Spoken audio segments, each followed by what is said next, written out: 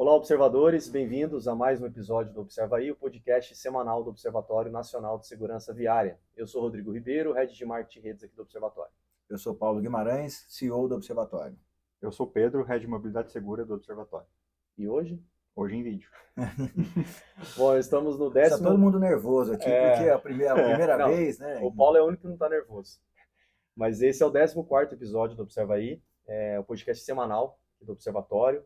Como vocês sabem, quem já tem nos ouvido até aqui, a gente traz sempre as principais notícias aqui do Observatório, um pouco da agenda e também os principais assuntos aí do setor de segurança viária e mobilidade urbana. Então, esse é o 14º episódio, o primeiro do Observa Aí em vídeo.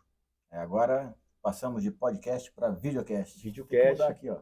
Videocast, Videocast e até aqui, né, todos os nossos episódios estão disponíveis no Spotify, mas em breve também, somente por conta agora dessa transmissão, dessa gravação em vídeo, em outras plataformas também, como no YouTube e Apple Podcast. O Rodrigo está usando esse recurso do videocast para desviar a atenção da área de membros do site, né? Na verdade... Tem surpresas. Eu te mandei algumas coisas aí, Paulo. Tá saindo. Tá saindo. Bom, hoje, assim, para quem já acompanha o Observatório, para quem não acompanha, o Observatório é um grande produtor de conteúdo, né, e a gente entrega isso de várias formas para a sociedade. Então, nós temos vários aí, estudos, pesquisas, levantamentos, e uma das formas de nós ajudarmos aí a sociedade é por meio do advocacy, né, que é um trabalho de influência do Observatório, por conta da capacidade técnica que o Observatório tem de produção desses conteúdos, desses materiais. A gente tem um trabalho forte de advocacy, então de influência junto aos governos, ou federal, ou estadual, ou até municipal, né, Paulo? E aí a gente tem um assunto um pouco mais quente aí de um estudo, enfim, de uma demanda que a gente tem apresentado para o governo federal. Eu queria que o Paulo trouxesse um pouquinho sobre isso. Para as pessoas entenderem um pouco o que é advocacy, né? Advocacy é um termo que não é em português, mas ele representa, mal comparando, o lobby. Tá? E a gente não usa esse termo lobby porque isso é muito pejorativo aqui no Brasil. Mas o lobista é, inclusive, uma profissão reconhecida, por exemplo, nos Estados Unidos. É que o lobby ele foi ganhando aí características não republicanas ao longo do tempo, e por isso que o Brasil é reconhecido. Mas o que a gente faz? A gente faz o tempo todo advocacy aqui no Observatório. Então, tudo que a gente vai colocando para fora de conteúdos, estudos técnicos, todo o conhecimento que é produzido, ele serve para ir ajudando as autoridades, os influenciadores, né, de políticas públicas a ir tomando decisões.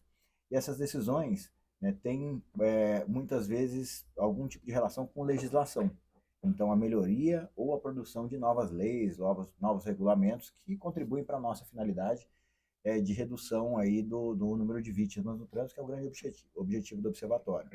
E a gente tem uma em andamento agora, que é uma muito significativa, que busca alterar o Código de Trânsito Brasileiro em dois aspectos principais relacionados a um tema que é muito relevante para a sociedade, que é o excesso de velocidade. Então, o que a gente está tentando, por meio desse advocacy, é, primeiro, subsidiar a tomada de decisão, então usar aí toda essa musculatura do observatório na produção de conhecimento técnico para que a decisão de uma mudança de legislação ela seja embasada em conhecimento, em produção científica, e também usando essa grande rede que o observatório construiu ao longo do tempo para ajudar a influenciar, né, para ajudar a capitanear toda essa mobilização em torno do tema. Então a gente faz isso por meio das nossas conexões com autoridades, com grandes empresas e também produzindo ações como abaixo-assinados para a sociedade. A gente está em andamento também um abaixo-assinado que tem como objetivo angariar apoio popular. Não sei como é que a gente está de assinatura, mas a última vez que eu vi a gente já estava com uma situação interessante já de largada, acho que a gente já estava próximo de 1.000 assinaturas, uma coisa assim. E a ideia é que a gente vai entregando isso, né, vai empurrando isso lá em Brasília para poder proporcionar a mudança necessária no Código de Trânsito Brasileiro. E aí o Pedro, que está conduzindo a parte técnica desse processo, a gente pode falar um pouco mais do que a gente está querendo mudar na legislação para poder ajudar a reduzir o número de vítimas. Então, esse projeto de lei é um projeto que o Observatório está participando no grupo de trabalho, junto com várias outras instituições, e esse projeto de lei ele busca fazer duas modificações no Código de Trânsito Brasileiro. Uma delas, mudar o limite máximo de vias arteriais em território urbano, Então, eu acho que indo de 60 para 50. E outro aspecto que esse projeto ele busca mudar digamos, liberar um novo modo de fiscalização do excesso de velocidade, que é a fiscalização alguns chamam de fiscalização por velocidade média, ou medição em 2 pontos, que é quando você, em vez de você só ter um ponto de radar medindo aquela velocidade instantânea naquele segundo, você coloca duas medições, um no começo do trecho que você quer medir, outro no fim do trecho, e aí você vê qual que foi a velocidade média percorrida em todo esse trecho. Então, assim, o motorista e os condutores, eles não conseguem, digamos, só frear ali na hora do radar para evitar a multa. Então, ele vai ter que respeitar o limite da via em todo esse trecho de medição da velocidade média.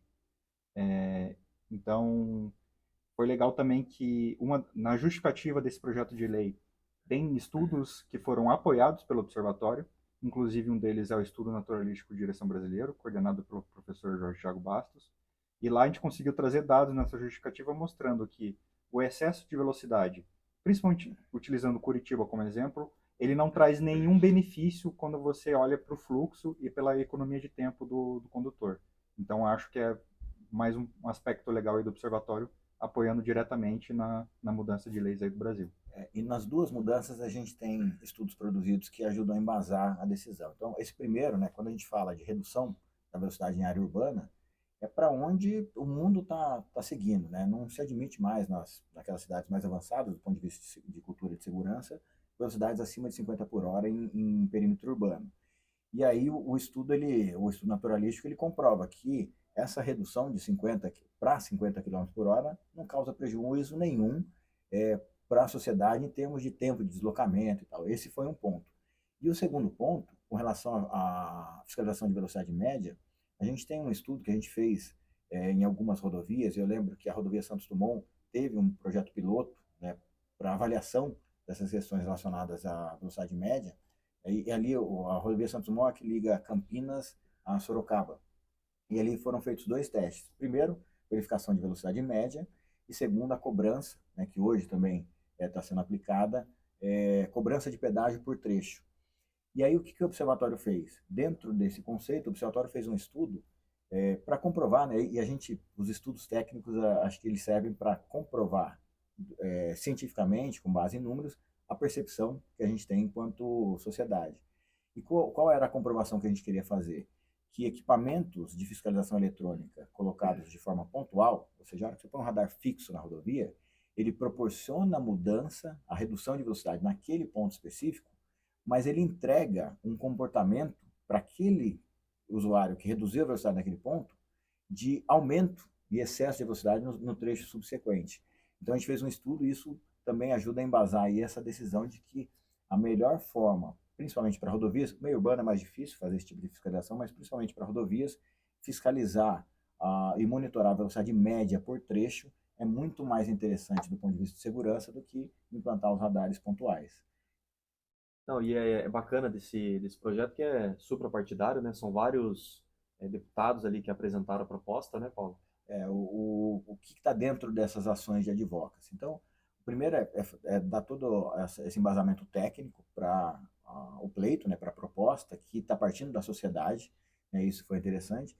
E como é uma alteração de uma lei federal, ele precisa ser proposto, né, por deputados federais. E aí, dentro do nosso trabalho de advocacy, foi angariar autores e coautores do projeto. A gente já tem 8 deputados federais vinculados a esse projeto, de diversos partidos. Então, ele é totalmente suprapartidário, apartidário.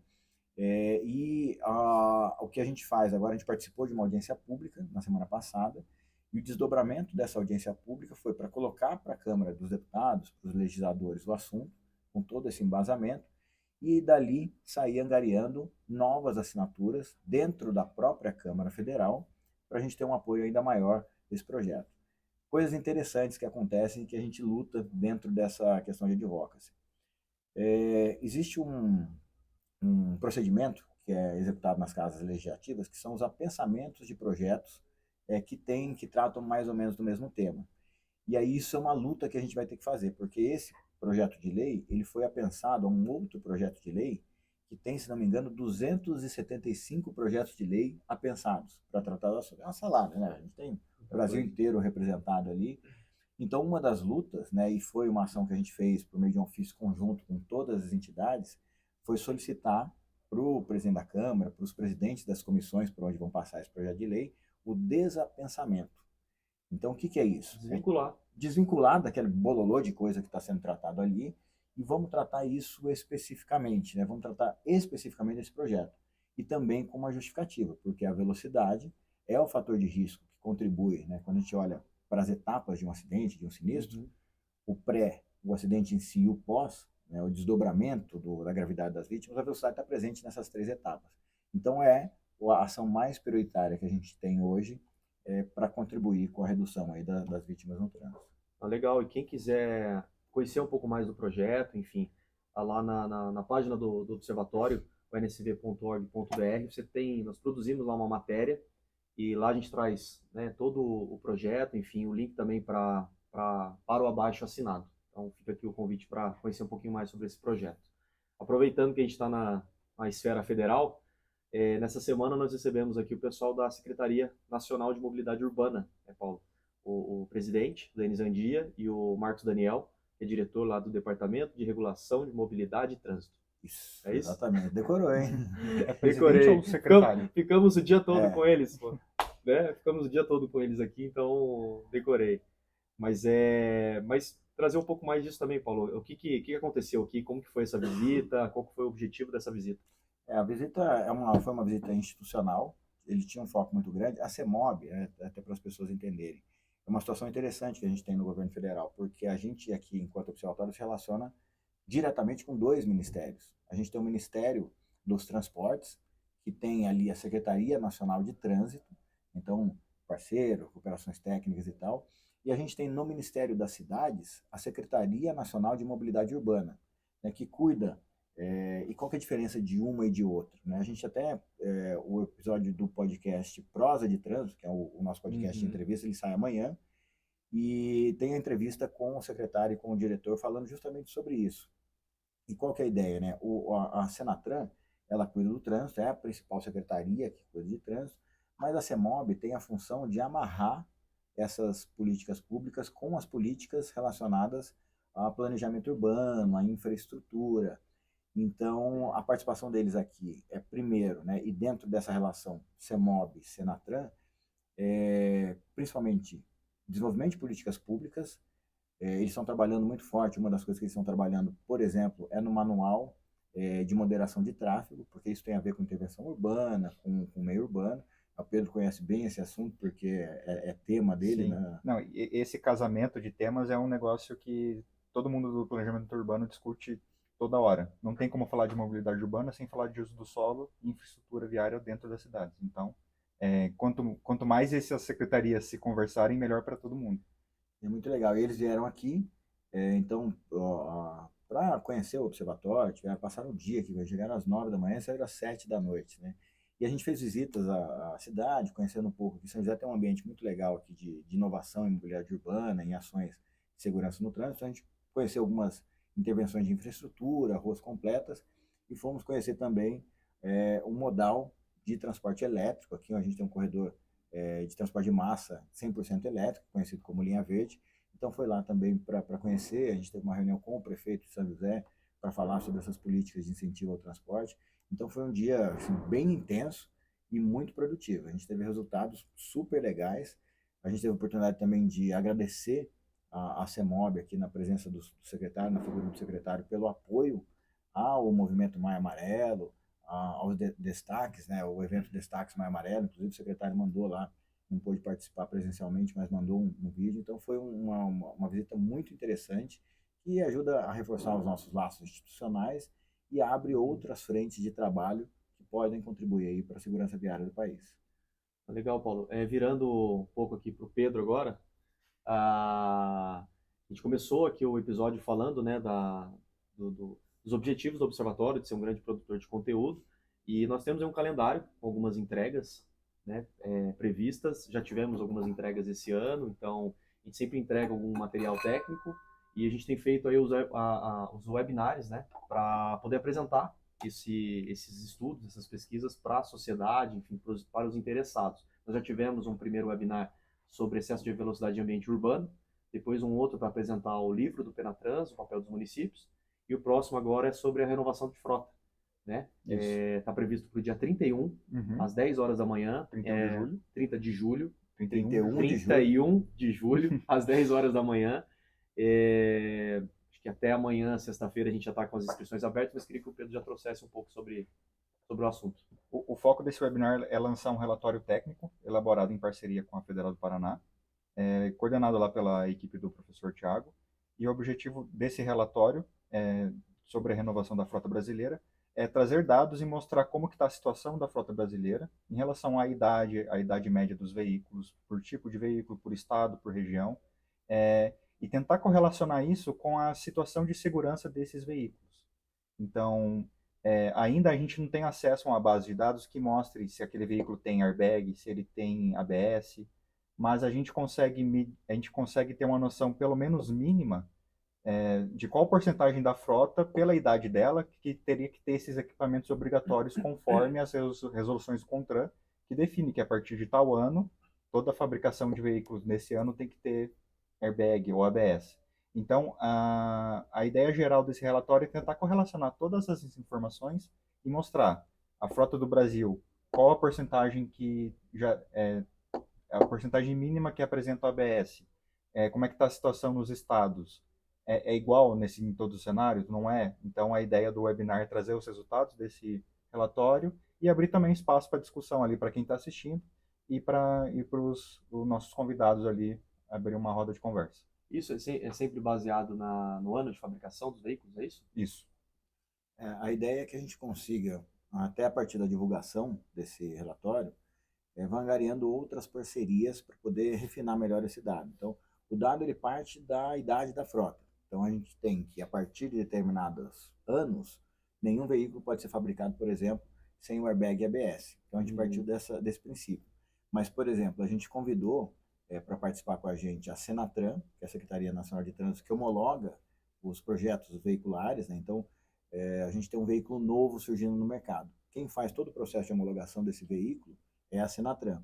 E a gente convidou também a AEA, que é a Associação de Engenharia Automotiva, que é um braço técnico, é uma associação também de engenheiros que cuidam muito desse assunto, né, de segurança veicular, de engenharia veicular de uma forma geral, para eles participarem, porque a gente tem um roadmap, né, que é uma linha, assim, com um planejamento, vamos dizer assim, sobre as novas tecnologias que estão para chegar aqui no Brasil. Então, tem um calendário que está estabelecido, se não me engano, até 2030, de novas tecnologias que vão sendo implementadas conforme os veículos vão sendo fabricados. Então, a ideia é a gente debater um pouco isso e, a partir da divulgação desse webinar, a gente conseguir desenvolver mais parcerias. Isso também tem um pouquinho de pano de fundo do que a gente já falou em outros episódios aqui do Mobilab, a partir da ciência de dados, a gente construir as políticas públicas, mas a ideia é que a gente consiga melhorar o acesso às nossas bases de dados. Então, eu de alguma forma, consegui ter uma informação mais precisa com relação a esses itens de segurança dos veículos e a gente começar a fazer alguns desdobramentos dessas análises. Então, por exemplo, a gente está comemorando aqui 10 anos de airbag e ABS. A gente vai chegar aqui, eu acho que 2014, a nossa data base. Qual foi o resultado para a segurança viária no país desses 10 anos de airbag ABS? Então, é uma coisa que a gente quer colocar, né? Como eu falei no começo, a gente parte de uma premissa, de um sentimento, né? De um feeling nosso, mas aí depois a gente caminha para tentar comprovar essas teses. Então, é um pouco do desdobramento que esse estudo vai ter. Então, acompanhe aí as redes sociais do Observatório, o site do Observatório. Nos próximos dias nós abriremos aí as inscrições para participação no webinar. Bom, Paulo, essa semana ainda nós teremos aí a primeira reunião do Conselho de Mantenedores. Quero que você fale um pouquinho sobre isso, o que vai representar esses encontros, enfim, qual é o objetivo do Conselho, mas antes disso, a gente tem aumentado a rede do Observatório, principalmente por meio dos mantenedores sociais, né, que são empresas, instituições, enfim, que acreditam no Observatório, no trabalho do Observatório e na causa segurança viária. E tivemos recentemente mais uma adesão, né? E quem foi aí? Quem é a nova empresa ou instituição que está com a gente? A gente tem uma nova empresa participando do quadro de mantenedores do Observatório, que é a GoPlus, que é uma empresa que trabalha com proteção veicular, e é muito interessante porque a gente reformulou o observatório, né? Quem tem acompanhado aí desde o início do ano, a gente refez o estatuto, refez posicionamento de marca, uma série de novas ações aí dessa reformulação para a gente se adaptar aí à nova década e tal. E acho que a gente começa a colher resultados. Então a gente tinha, por exemplo, até o ano passado, 9 mantenedores. E hoje a gente já está com 12 mantenedores. Então a gente teve um acréscimo de 30%. 13. 13, 13. 13 é que a gente tem um para fechar ainda, Ah. que é a Copasa, né? A Copasa é uma empresa pública, então ela demora mais para poder tramitar os processos legais. Então hoje a gente tem já efetivado e assinado com 12, vamos chegar a 13, mas isso representa um pouco mais de 30% de crescimento. Então, o que é legal? Qual que é a mensagem? É que a gente se estruturando melhor, dando mais transparência, e o novo momento, o novo Estatuto do Observatório traz isso, a gente tem mais apoio. E qual que é a função do Conselho de Mantenedores? Então, primeiro, são grandes empresas. Né? Se vocês olharem no quadro de mantenedores, são grandes empresas, todas as maiores nos seus ramos que atuam aqui no Brasil e fora do Brasil. E o que eles trazem? Primeiro, eles trazem um apoio financeiro para o desenvolvimento das nossas atividades, mas mais do que isso, grandes empresas, né, têm por trás grandes profissionais. São profissionais de alto desempenho, profissionais capacitados. E são essas pessoas que a gente traz agora para o Conselho Consultivo de Mantenedores, que tem 3 focos principais. O primeiro é que o próprio observatório possa prestar contas para esses mantenedores de como é que a gente está aplicando os recursos, as atividades que a gente tem feito. A gente tem um documento de planejamento estratégico que vai ser apresentado oficialmente, ele já tem conhecimento, mas a gente vai passar por ele de forma oficial. Então esse é um primeiro motivo da existência do Conselho de Mantenedores.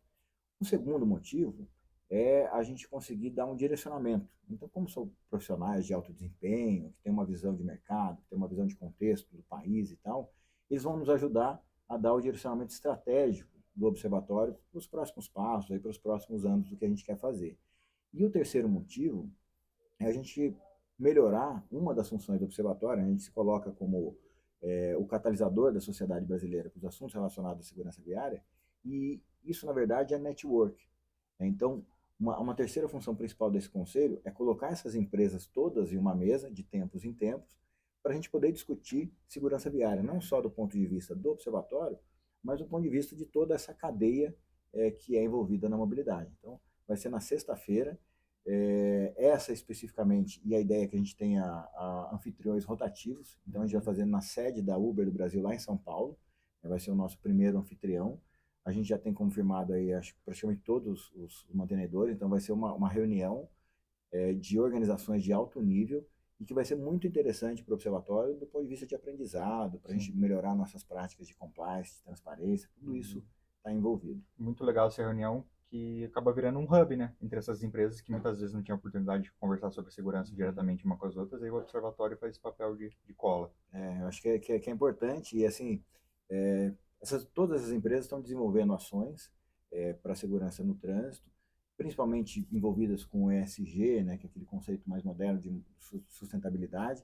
Então a gente coloca essa turma para poder pensar junto, e a gente ali como sendo o ponto focal, esse ponto de união, essa cola entre eles. Ansioso aí para ver o que vai sair dessa reunião. Você está mais ansioso do que o videocast, não? Agora acho que sim, agora eu estou mais ansioso para a reunião. Antes eu estava mais para o videocast.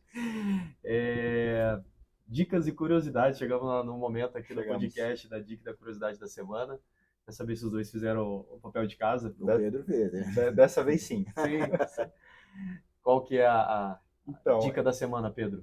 A minha dica é parte de uma dica que muita gente fala, que é sobre revisão periódica do veículo, manutenção de carro, Estamos etc. ainda em período de férias escolares. Essa é a ideia da dica que eu trouxe hoje, porque eu escutei no rádio, então viajando, escutei essa dica de segurança.